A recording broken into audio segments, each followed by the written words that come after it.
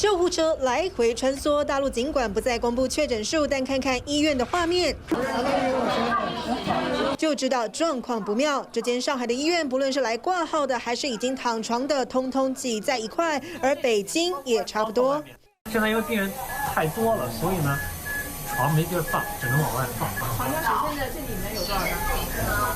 这里面原来的额定床数是16张床，现在每天上限能加到70张。现场还有重症长者双脚肿成包子，手部不断颤抖。报道称，这里的医护员也轮番确诊，人力更加吃紧。急诊科啊，就压力真挺大的。大部分的病人都是呼吸衰竭的，主要是要解决这个病人去留的问题，好多都滞留在急诊室，实在是太困难了。连续几天，大陆好几间大医院坦言，急诊数天天破千。民众想知道长者的死亡率，却得到专家这样回应：肯定会多，这一点我们要承认。现在没法统计具体的数，为什么？我们不知道分母。因为现在不再做全员核酸，可能我们大家都阳过了。然而，适逢元旦假期，大陆民众大举出笼，各大购物中心还有餐厅都涌入大量的消费者，人潮回来了，买气相当不错。今天是我俩结婚纪念日，然后想出来逛一逛啊，然后进到里边看这么多人，觉得，生活又回来了吧。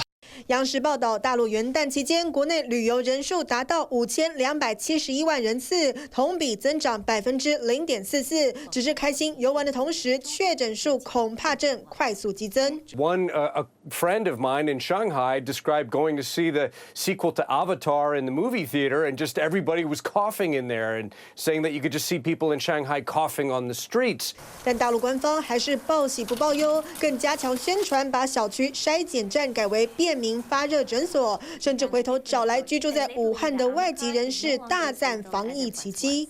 I've been living in Wuhan for the entirety of the pandemic over the past 3 years.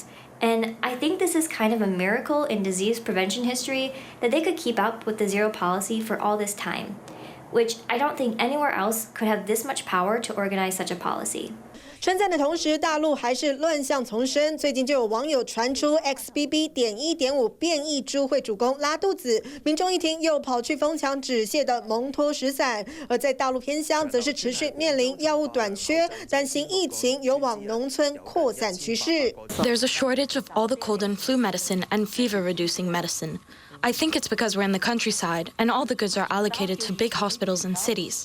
在广州的长流村民众甚至得上网求助，因为这里不只缺值班的医生，距离最近的两口镇大型医院也有22公里远。民眾害怕城里的疫情更慘，嚇得不敢出村。我都未去買過，唔敢出邊啊！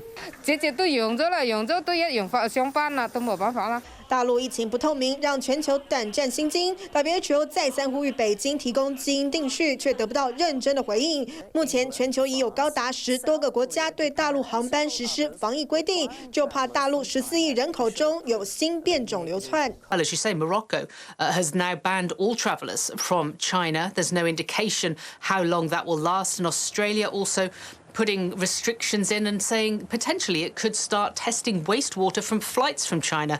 对此，大陆方面当然急跳脚，反批这些国家是拿疫情操控政治，基于对等原则，未来不排除采取相应措施反制。部分国家采取仅针对中国的入境限制措施，缺乏科学依据，一些过度做法更让人不能接受。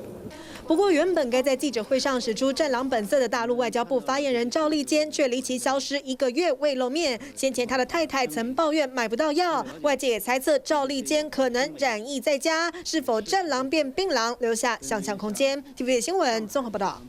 掌握全球情势、国际新闻，全新选择 YT 频道 TVBS 国际 Plus， 扩大视野。欢迎订阅并开启小铃铛。